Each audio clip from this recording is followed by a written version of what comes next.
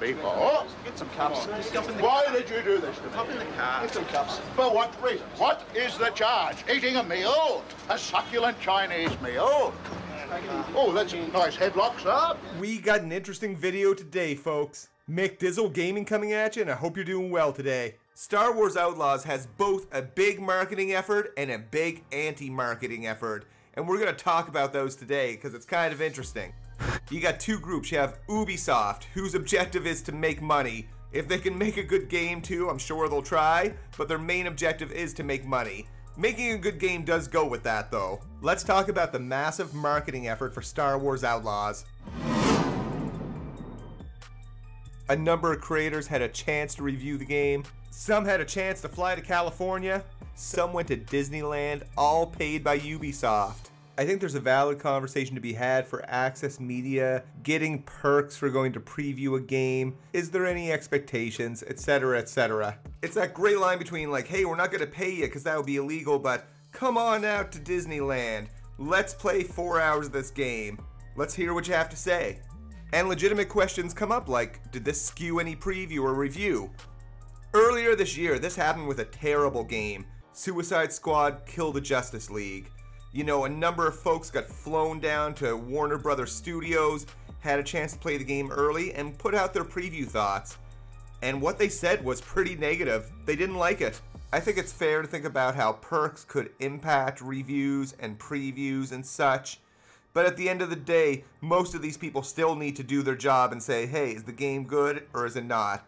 And based on that precedent set by Suicide Squad Kill the Justice League, if you fly people out, give them things, give them a chance to play a game early, they're not always going to say it's really good if it's bad. And these people that got flown out to California or Disneyland didn't hide it or didn't intentionally try to anyway.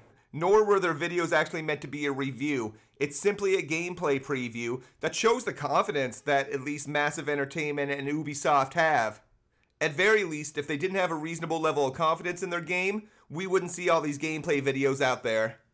And all these videos are not meant to be gameplay reviews, they're gameplay previews. They obviously are confident in the game, both Ubisoft and Massive Games, and want to put it out there. Within their marketing campaign, they're likely using bots on Twitter as well to promote the game, like just about every other company too. Do I think Star Wars Outlaws is going to be a 10 out of 10? Not at all. I think it's going to be like a 7.5 to 8 out of 10. That's my kind of prediction when you quantify all the aggregate scores and such. So we've talked about the marketing. Now, let's talk about the anti-marketing, which there's a concentrated effort to anti-market this game. And just like Ubisoft, there's a goal for the anti-marketing to make money. And that's all good. People need to make money. Let's all just be honest with ourselves, though. So, you may or may not heard of Mark Kern, aka Grums as he's known on Twitter. He was a team lead at Blizzard until 2008. And then went to start his own company called Red 5 to try to develop a game called Firefall. It never ended up happening, and he ended up being released as the CEO. You may remember the silly bus that they wasted all their money on. And in 2019, he started crowdfunding for his own game, Ember. 5 years later, and who knows if that game will see the light of day, but he's still getting paid. Recently, Mark was involved with the hashtag Free Stellar Blade campaign. You may or may not know about that either. Sounds like a noble cause. Censorship is bad. If he actually cared about censorship, he would care that Baldur's Gate 3 and The Last of Us 2 were extremely censored when they got to Japan. But during this whole process, we discovered that Mark is really good at influencing young men. Here's some videos some dudes uploaded for that petition. I found it a little bit sad. Hey guys, it's me, Christian. My name is on the petition. Sony, this means war. Woke mob, this means war. Grums, you have my sword, and you have my shield. And my axe. So, let's get this ball rolling, and let's finally hashtag Free Stellar Blade. Let's end this. God bless. Why is Stellar Blade censored? That's pretty stupid, man. Man, we're gonna keep barking at you guys no matter what, Sony, alright? Jeez, don't waste my money away. I just spent like $70 on Stellar Blade. Why is it being censored? Stupid, fix it. I'm sick and tired of censorship in the greatest country that's ever existed, the United States of America.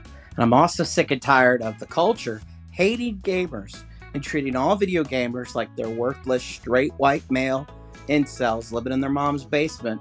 But then they get mad when lesbians can't get their big-titted women in video games. Or they're mad that the agenda doesn't line up. Support this petition. Free Stellar Blade. It's kind of sad to see, but it does show how effective Mark Kern is in mobilizing an audience of impressionable men. Mark wants everyone to boycott this game so he can get your money, not Ubisoft, as well as to push the culture war down people's throats. And he and other creators are going to scream it from the rooftops how much they dislike this game, no matter what state it comes out in. So when watching that type of content, if you want to be in that echo chamber around Star Wars Outlaws, you're in the right place. They've already made up their mind to make this a weapon in the culture war, with an ultimate goal of trying to make this game fail. There are plenty of problems in the gaming industry. Maybe execution on DEI policies is one of them, but there's a pile of other ones.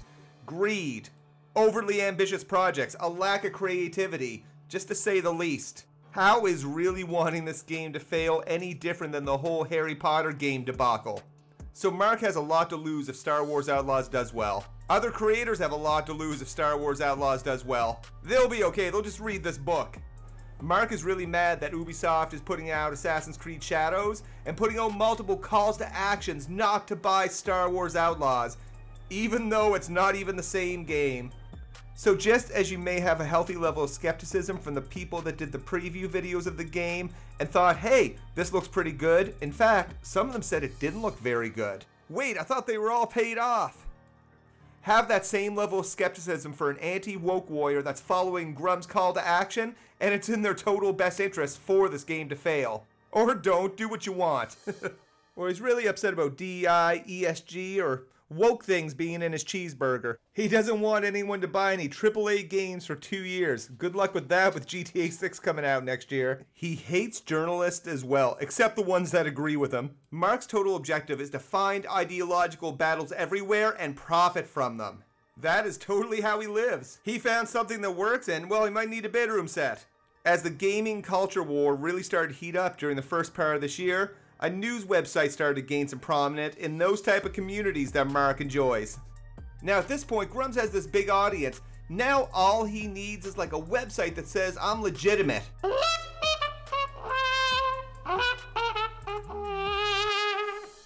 That Park Place is a website that is fueling a small economy of anti-woke creators. If you take a look for Star Wars Outlaws on that Park Place's website, every article is something negative or controversial. Really starts ramping up its operations big time in the early part of the year. They also drive Mark Kern's message about a moratorium for AAA video games. Let's review this article by John F. Trent. Ubisoft buttered up YouTubers and influencers with trips to Disneyland and boat tours to promote Star Wars Outlaws. Oh, this sounds shady. Let's see what's up. A new investigation into Ubisoft's marketing campaign for Star Wars Outlaws reveals the company buttered up YouTubers and influencers with trips to Disneyland and boat tours before giving them access to 4 hours of gameplay footage. It's a new investigation? Well, the influencers in question actually posted exactly what they were doing. It wasn't anything new.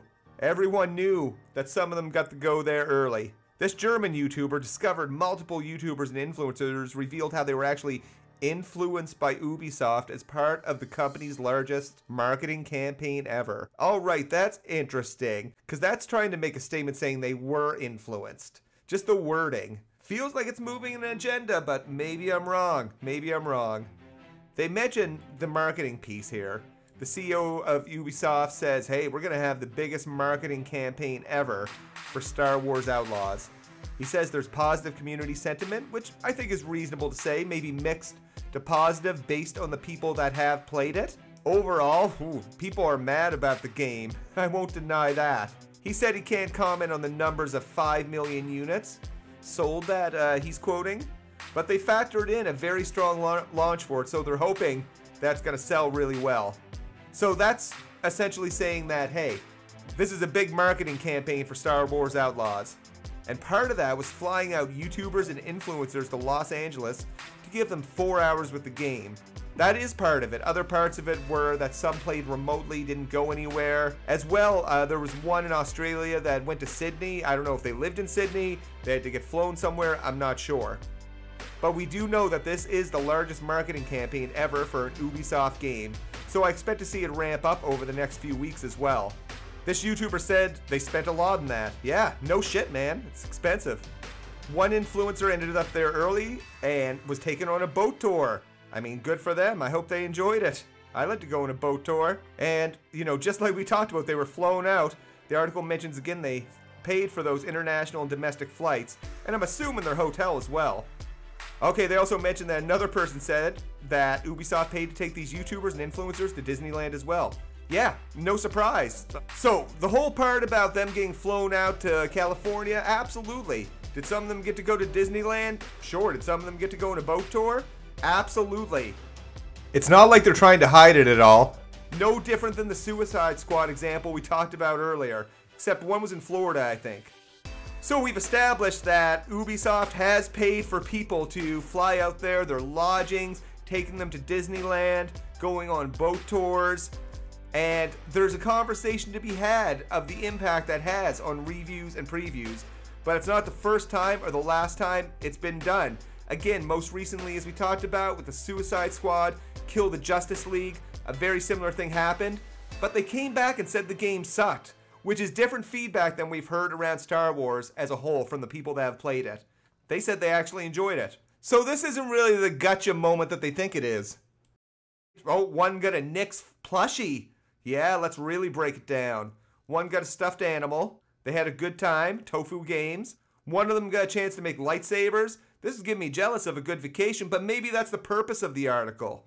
Now, these people denied being paid by Ubisoft to promote the game, despite being flown to LA, given a VIP experience to Disneyland, taken on a whale sighting tour, and being schmoozed to the actual Star Wars Outlaws event.